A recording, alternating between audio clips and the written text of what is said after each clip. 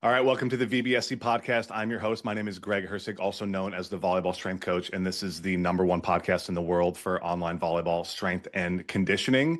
And I can say that confidently because I believe this is the only podcast in the world specifically for volleyball strength and conditioning. So today I am here with my entire coaching staff. We got the whole staff today. We got everybody. Coach CeCe, Coach Gerry, Coach Sarah, and Coach Dion are all here. And today we are going to be talking about volleyball strength and conditioning myths.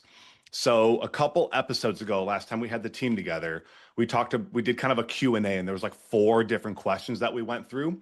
This was actually question number 1 that we all kind of looked and were like, hey, let's wait and just like, this could be its whole episode by itself, right? So that's what we decided to do. We put that off till this episode, and we are going to go through one by one and talk about just the actual prompt is, what is the biggest myth about strength and conditioning training for volleyball players that you believed earlier in your career? And when did you realize you were wrong? And so we're just going to go one by one. We're going to talk about the different myths. You guys are going to hear from every single one of the coaches. And then I will finish us off because I had so many of these that I couldn't decide. So it's going to be game time decision for me. And we are going to start with Dion. So go ahead, introduce your myth, and then kind of tell us the backstory there. Yeah, for sure. So I think for me, the myth is that you can't be big or like that you have to be skinny to be like a top tier player to be a good volleyball player. For me, I think when I first like started to question this was when I think it was actually in on the Out of System podcast when they had TJ DeFalco on, and he talked about over, I think it was his year, maybe it might have been Poland or it might have been right before that, but he talked about how over the course of the year or the years before, he had stayed like basically at the same weight, and he felt like he was kind of just not developing as a player. So then he basically went on this like crazy bulk over his season, gained like 20 or 25 pounds. And at the end like of the season, he's just basically a completely different player. Um, it didn't really like affect his jump in like a bad way. And now obviously everyone knows he's like a top tier outside in the entire world. Uh, so him, I would say is like my first example where I started to like think about this um and really take to it. And then the other example, which I think is completely undeniable, is Darlin D'Souza, because he's like 215 or 220 pounds, something like that, at like 6'4", and he's like one of, if not like the most dominant opposites in the entire world. Uh, so I think those are like my 2 examples. Maybe you could say like Darlin's like a genetic outlier because he's just a freak of nature, which I would accept as an answer, but uh, I think that there's a lot to be said about that. Like even in my own personal experience, when I came into college, I was 175 pounds. Now I walk around at like 195 at like 6'2", well, 6'3" in the morning in shoes. But uh yeah, like I think that I've also throughout my journey, like I touched I think 11.3 in my first year in college, and then even after gaining 20 pounds, my max spike touch, the last time I touched was like 11.5, and I've touched 11.6 as a PR at the same weight. So, uh, yeah, I think there's a lot to be said about the fact that gaining weight, if you're doing the right strength and conditioning, is definitely not a deficit in terms of performance or ability to jump. So that's the You know, big there's one a for lot me. of things we can kind of branch off with that. I think that's a great one, obviously coming from me, and I'm sitting right now probably like 240 or 245. Not ideal, right? But like I play my best volleyball around that 225, maybe 235 range. We're working on I'll be Wapaka ready by the time we get there. Hell yeah. But there's a few things where it's like, one, you have to do it sort of the right way, in that you still have to maintain your athleticism. Like if you just stop playing volleyball, you go full on like bodybuilding, dirty bulk or whatever, and you're not doing athletic things, like obviously that's going to be negatively affecting your athleticism, not because of what you were doing, because of what you stopped doing, right? And so I think that's a really important point. Like you have to keep playing. You got to still make sure you're doing your jumping and, sprinting and speed work and everything like that, but you can still gain muscle and do those things. And I think, the examples you gave, like, it's like, Darlene is how you say it, right? Darlin. Yeah. Darlin. Yep. If you ever watch him jump, he's like the epitome of a power jumper. Really deep joint angles, really long ground contact time, just massive legs. Like that's his body type for jumping. Where even TJ and a lot of these people, you look at a lot of those like really leaner athletes, they're very much like elastic based jumpers. Like they're using their tendons and their fascia to propel them through the air. And, if you take those people and you can add muscle to them without reducing that natural elasticity, that's really the key. Like you can't lose that because that's extremely important and extremely powerful. And so you have to make sure you're maintaining that elasticity and everything while you're doing that. So I think that's a good one, a little bit near and dear to my heart as well. So I appreciate you bringing that up. CeCe, you were next. Go ahead, introduce your myth and give us the backstory there.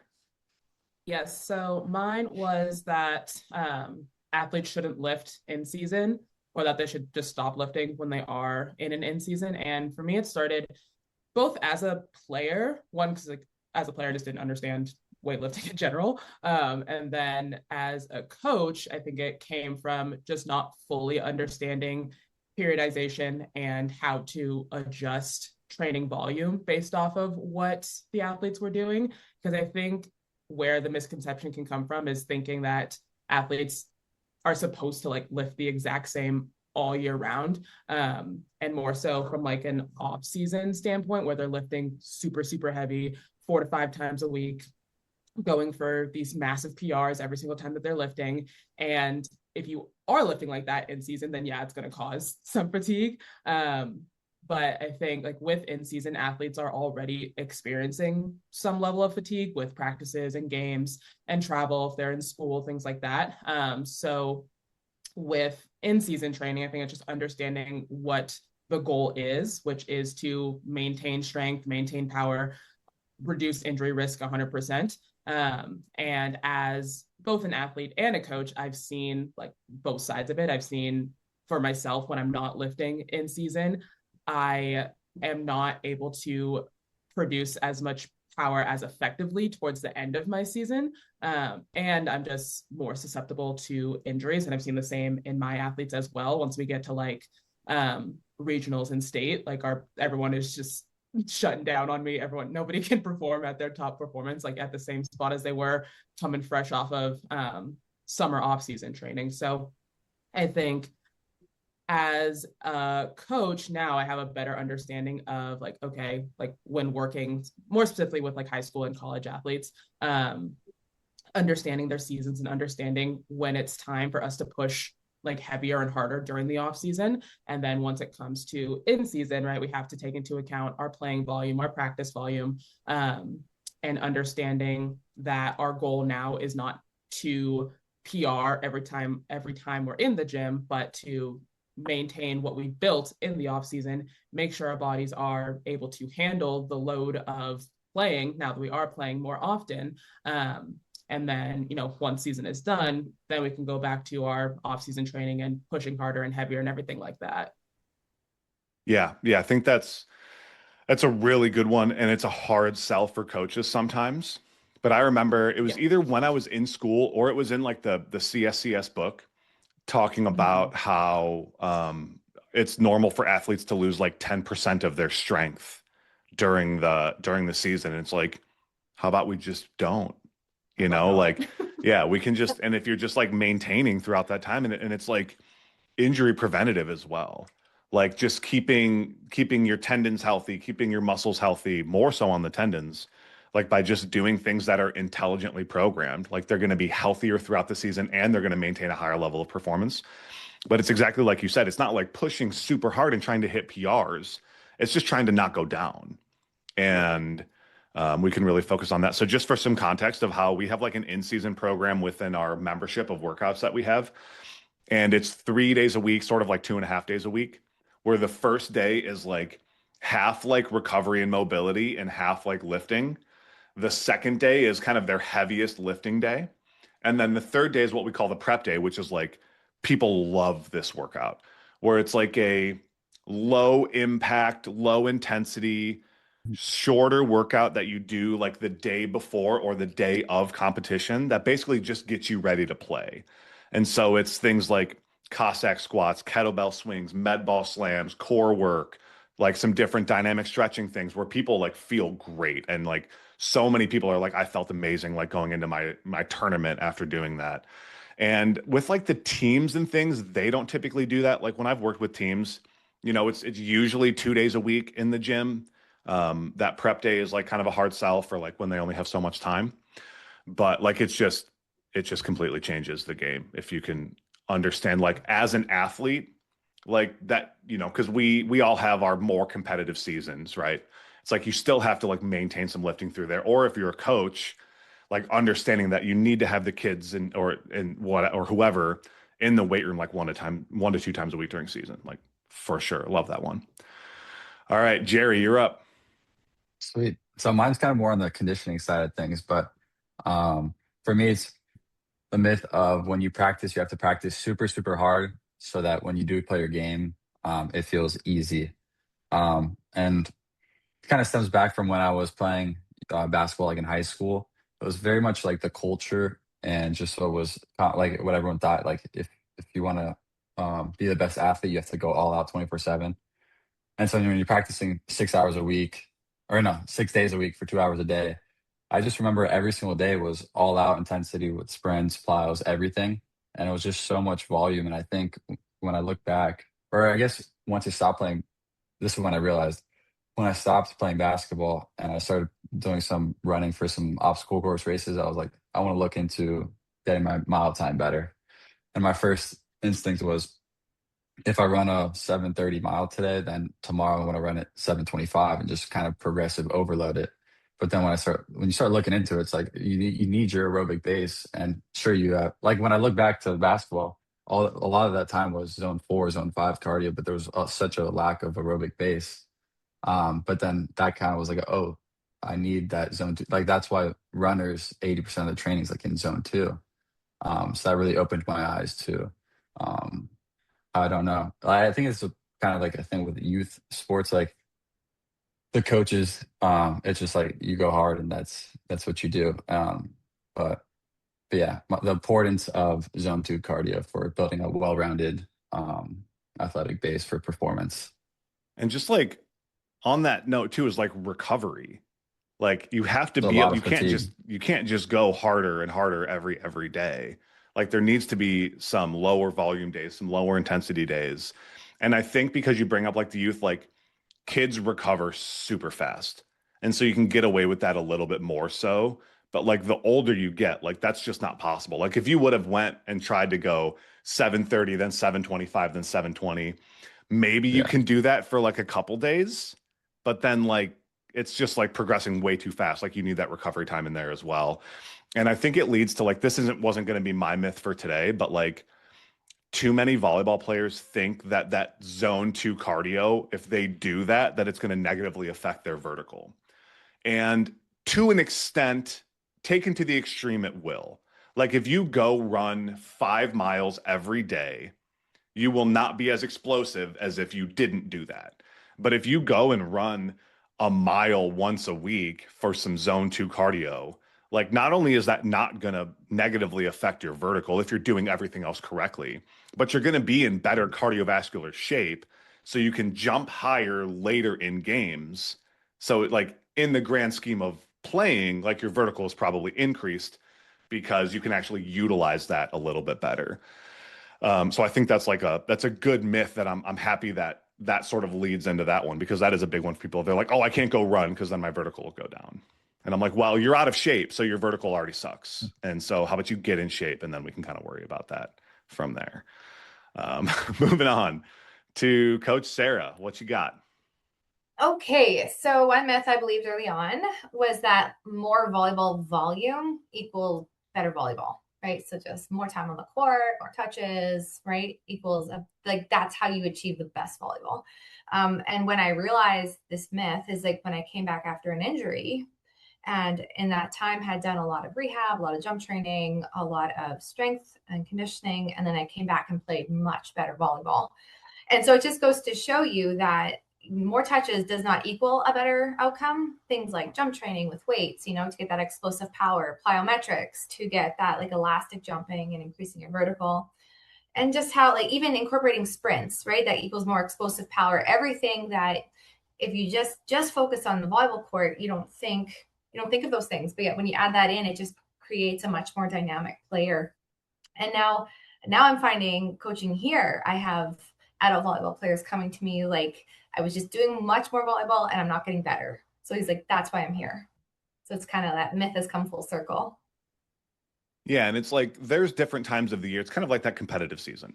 Like sometimes you do have to play more volleyball because it's like you're focused on the skill aspect, but you have to make sure it's quality volleyball as well. Mm-hmm. But then there's also times of the year where like maybe when that competitive season ends, like you just don't play any volleyball maybe, and you just focus on the gym, right? And or find that balance in there. And that was kind of what we were saying before. It's like more volleyball isn't better, especially if that volleyball isn't good quality. So it's like, Right.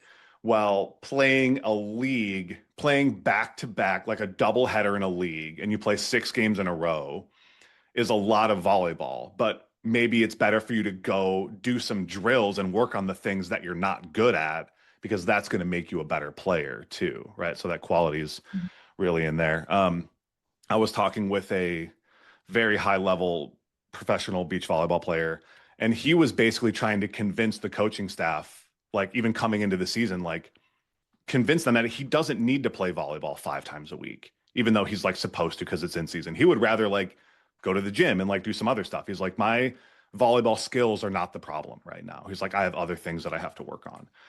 And it's just like, yeah, it's so true. Like people maybe do that because they think that that's the only option of what they need to do. And it's not.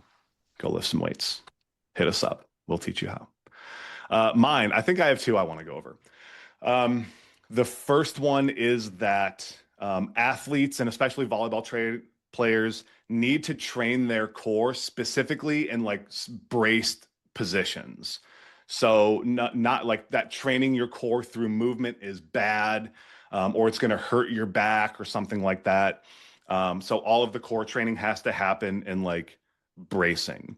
And this myth really came to me just coming from like my college strength and conditioning background was a very Olympic lifting focused training style. So like squat, we didn't really deadlift, squat, front squat, snatch, clean, RDLs, like all of these, like very much like everything has to be braced. And then, you play your sport. So you do rotation in there, but you don't want to, do something wrong and hurt your back or do whatever. And I think more so now than anything, like I'd probably do less of that than I have ever done at this point. And I remember, because I was thinking about this, like, when did I change my mind on that? And it was around like 2016 or 2017. This is when I was like power building. Like I was like very big, very extremely strong core. But I wasn't doing like any rotational work in my workouts because I wasn't playing volleyball at that time. And then I went back to playing volleyball, and my obliques were so sore from playing volleyball because even though my core was really strong, I was not training rotation at all. I was doing a lot of anti-rotation, Palloff presses and things like that to prevent rotation and not doing anything. And I was like, man, maybe there is something that we got to focus on here. And so now, because of what we do with like kettlebells and landmines and med ball throws and all those type of things, like, I would say like step 1 of a training program is like working on just basic level strength of like planks and side planks and isometric holds and things like that. Like iso holds fit into any program anywhere. But then as we progress and we go from more general to more specific, then that's when we focus on more side bending, more rotation, more flexion and extension, everything like that. And it's just going to create you like get your spine strong in all of those different planes of movement so that you're less likely to have injuries to it because it's more prepared for the forces that we're asking it to. The other one that I thought about when we were talking is this is a little bit more of a recent one for me and a little, maybe it will be controversial, but it's that like exercises have to be done to a certain range of motion to be considered a rep of that exercise. And so I'll explain a little bit more deeply. The easiest one to think about, the two biggest ones are like squats and bench press. It's like, well, if you squat and you don't squat at or below parallel, then it's not considered a squat. Or if you don't touch your chest when you bench press, then it doesn't count as a rep. And if you really think about like what we're telling athletes with that is that we're holding you to an arbitrary movement standard for a sport that you don't play, because those movement standards come from primarily powerlifting or CrossFit, right? Like those are the ones where they have established, like you have to do this range of motion, right? So it's like, okay, well, you're playing volleyball, but if you don't squat to a powerlifting standard for a different sport, then like we're not gonna count it. So we have to do all of this extra work and all of this mobility work and risk you not doing it correctly and getting injured going to a range of motion just because the other sport said you have to. And I think even more so for squats, for me, bench press has become kind of a bigger one because, you know, we do dumbbell bench press with clients. We also do barbell bench press with clients. So it's like, oh, you have to touch your chest on a bench press. And there's some technical things to help prevent injury, but it's like a big portion of the injuries happen from like this part to here because people are forcing that last range of motion. And now their shoulder blade, their scapula, and their humerus are fighting for space. And then it can kind of cause some issues and everything like that. It's like, cool, you could just stop here and like you're good. Like we're going to get the output that we want for training for our sport by doing that, by decreasing injury risk. So that's been one more lately where it's like, I used to be like form police, you know, like everybody when they start as like a fitness trainer, it's like, oh, you didn't get, let's measure. Are you at parallel? Like, and I really don't care anymore.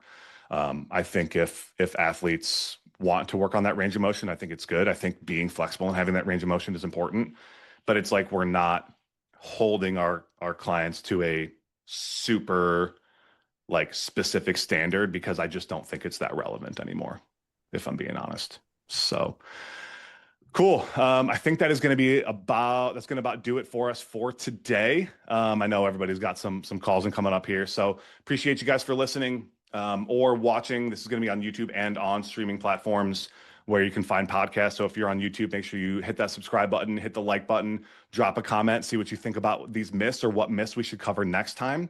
And then if you're listening to audio only, make sure you subscribe to the podcast. Last thing, if you just want to go, we'll go same order where they can find you guys if they want to follow you on social media. Go ahead, Dion.